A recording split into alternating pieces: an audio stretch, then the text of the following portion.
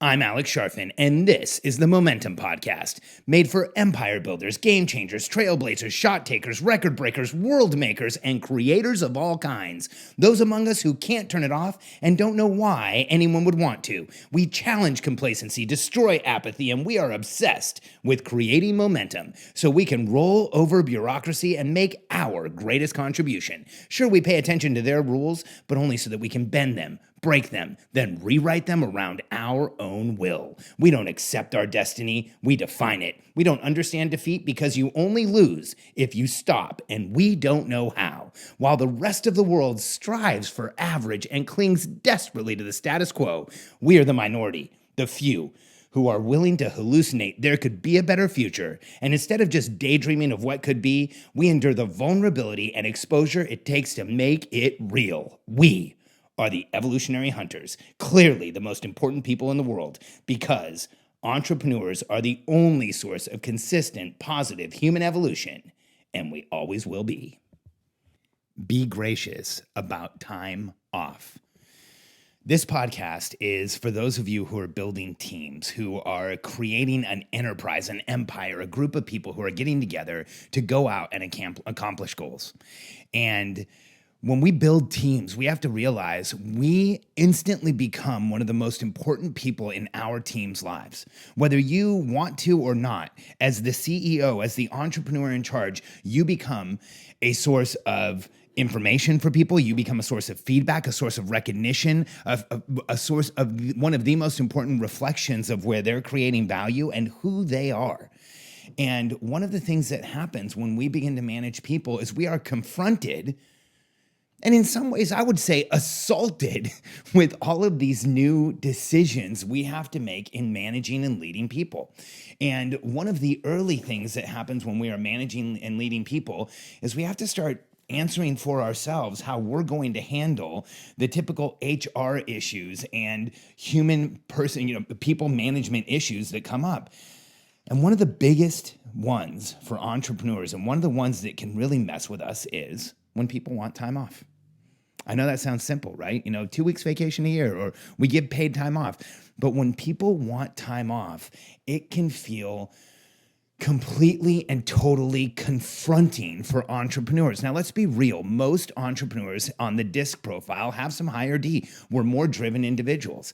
Higher D entrepreneurs, the biggest fear we have is getting taken advantage of. And that's in any way. So when you're working with a high D, high motivated, type A personality, highly driven, push forward entrepreneur, you have to know their biggest fear is getting taken advantage of. I have an entire clientele that almost 100% of them, their biggest fear is getting taken advantage of. So as a company, we have to be really aware and cautious with how we talk to our clients, with how we share with our clients, with what we tell them, with the commitments we make, with how accurately we fulfill on the promises we make, because their biggest fear is getting taken advantage of. Well, for you, if you're an entrepreneur who is at the place where you're building a team, you're probably very similar to me and my clients in that we all have a fear of getting taken advantage of. We all have that feeling that we don't want to be taken advantage of. And here's what happens.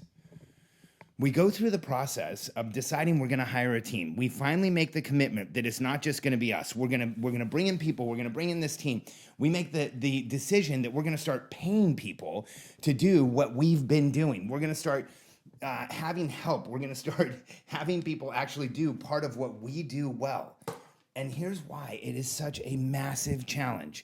Because right when we start deciding we're going to start paying people, getting help, getting assistance in what we do, one of the first things that happens is somebody says, well, what about my time off? Are you going to pay me to take time off? Now, think about how really ridiculous that sounds to an entry-level entrepreneur. I know, because a lot of times it still feels ridiculous to me. So what you're saying is, now that I just decided that I want you to work for me, and one of the first things that anybody wants to know is, when do I get to take time off? And how do I get to take time off? And here is a lesson that I've learned about this very subject with entrepreneurs.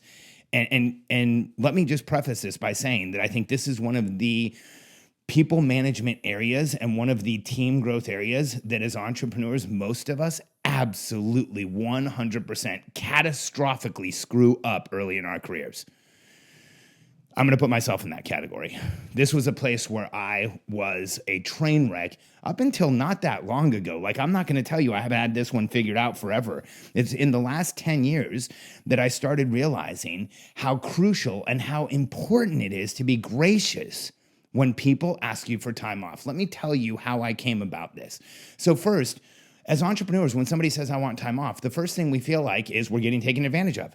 So our immediate response is to get irritated, frustrated, to have that physiological response of like, how can you want time off? Like, this doesn't work for me. This isn't what I want to be happening. This is what I want to have happening. But 10 years ago, somewhere around there, honestly, I don't really know exactly how long, but about 10 years ago, I remember I was sitting at my desk, and the team that Katie and I were managing at the time probably had somewhere around 40 or 50 people. So maybe it was 8 or 9 years ago. And I remember I had a stack of time off requests on my desk because we used to get them in the beginning of the month for we used to get them in the beginning of the month for the month that started a month from now. So like we always got them about 30 days in advance. And I was looking at this stack of time off requests, and I was just as irritated as I always had been. And I was signing every one of them. And I thought to myself, wait a second. I pretty much rubber stamp 100% of these. Like, I've never really denied time off unless there was a big project or something somebody didn't know about. And so I realized, like, when I gave people time off, it was always begrudgingly. I mean, I even used to like say things about it like, hey, enjoy your vacation. We won't miss you around here. And, like jokes and stuff, because it was so confronting, so frustrating for me that people wanted time off. And on that day, I realized, like, I'm going to give it to them anyway. They really are earning it by working here. The team members who have requested time off are crushing it for us.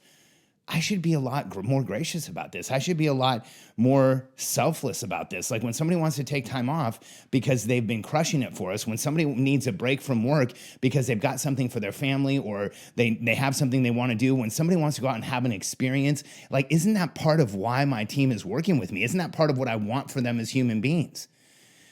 And it took a lot of introspection that day. I mean, I remember really thinking about this, getting up, going out for a walk and thinking, like, I need to get past the place where I feel like every time my team asks for time off, they're trying to take advantage of me.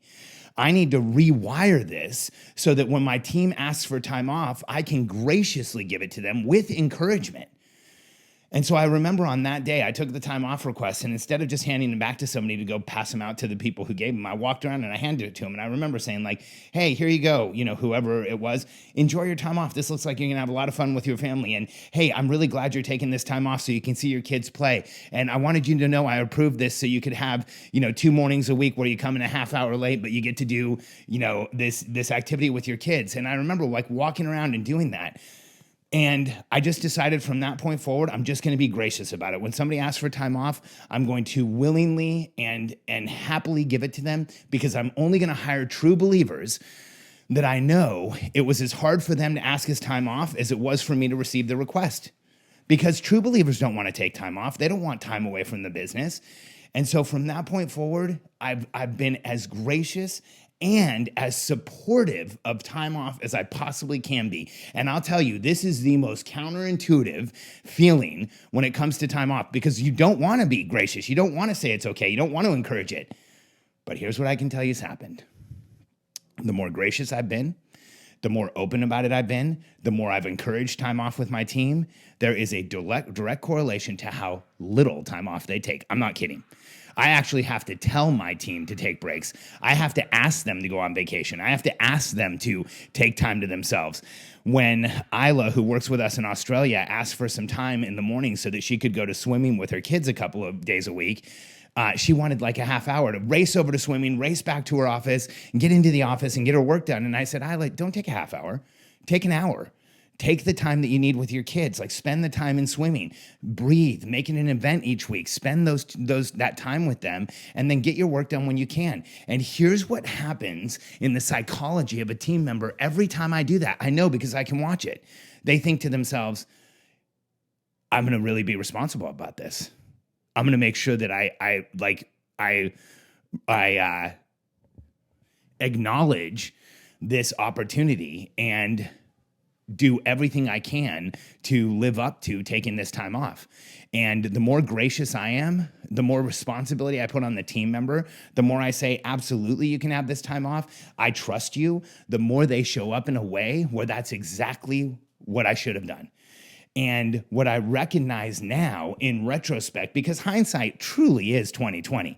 You don't see all the mistakes you're making in the present. In fact, you think you're doing great. But in hindsight, I can now go back through my career and I know that there were team members I had that didn't even like taking time off. But because I was so frustrated with it, because I made such a big deal out of it, it became a contest to see if you could get all your time off. I know that there's been times in my career where I managed people in such a way that they took time off to spite me because I was so so challenging to work for, so hard to relate to, so difficult when they did ask for things. And what I've recognized and realized is that if you hire world-changing, world-class, true believer teams, the more gracious you are about time off, the less of an issue it becomes. The more you accept time off and support your team for taking it, the more they respect that time off and deliver even more for you when they come back. And the more that you let people know that you not only respect they have a life, you want them to have a life, you want them to be good parents, good spouses, good people, that they need time to do that and you're willing to support them, the more they will kill for you when they are on and when they are working. And here's the biggest change that I saw was the more gracious I became about time off, the more discretionary time I got from my team. And I just used the example of Isla earlier. She's worked with us for a few months now, but it feels like years. It really does. The level of strategy she's executing right now, the level of contribution she makes to our team, the amount that she's managing, the amount that she's leading, guiding, and directing, I feel like she's been on our team for years. And when I talk about discretionary time, that is the time in between. That's the time that people don't normally give to work. That's the time when they're driving or, walking or in the shower or like working out and they start thinking about the business because they're excited about it. And I want you to just see the math here that I see. By removing any objections to time out or to time off, and by being gracious about it, I reinforce my team members' feelings that it is okay to give discretionary time because they'll get it back. And by being gracious about who they are and the lives that they want to live and supporting that, I get their discretionary time back because it makes it safe to think about work. It makes it okay to think about work. It makes it so that they know that will be rewarded if they think about work because they know that I care for them as much as they care for the company. And when they come and they ask for time off, there's never an argument. And so when it comes to Isla, the results have been dramatic. She's worked with us a very short period of time, and she's delivering at a level of a multi-year executive. She not only does she give us discretionary time, but she's one of those people that I actually have to say, Isla, go spend time with your kids. Go do what you need to do because she's so dedicated and so committed to performing for us. And if you want to talk about discretionary time, within the first couple of weeks, Isla was telling us about not only how she was thinking about the job all the time and thinking about what we were doing all the time and so excited about who we are and what we're doing and what we're going to achieve, she started dreaming about it. So when you're starting to get people subconscious discretionary time, their less than conscious discretionary time, you're getting in. And I know it has a lot to do with Isla and who she is and how professional she is and how she feels about how she shows up in the world. But I also think it has a tremendous amount to do with the environment we've created where my team is absolutely comfortable going all in because they know that if they go all in, we've got their back. If they go all in and they need time, they're going to get it. If they go all in and they get overwhelmed, we'll help them. If they go all in and they need a day, they'll have it. If they go all in and they get overwhelmed, one of us will be there to help walk them back. So my team isn't afraid of going into the deep end of the pool every single day and achieving the impossible. And so if you want your team to be the same way, if you want a team of business mercenaries that get up every single day and make things happen in a way that nobody else understands, be gracious when they come to you and ask for help. Be gracious when they come to you and ask for some time. Be gracious when they come to you and ask for some small assistance in having time back so that they can be the people that they want to be as you and your team grow the massive effect you want to have. Be gracious about time off, and you will see your relationship with your team transform. If you're ready to start growing your business faster than you are today, if you're ready to start growing your team in a dynamic way where they support you from day one and you start feeling better about what you're doing immediately, reach out to us. Go to billionairecode.com, fill in a few questions, and if you're interested, jump on a call with one of my team. Whether you are an entrepreneur that's in the 300,000 to a million range or the $1 million plus range, we have membership programs where we help entrepreneurs build teams fast, accomplish the impossible, crush their goals, and create world-changing empires. There is no reason why you can't too. billionairecode.com.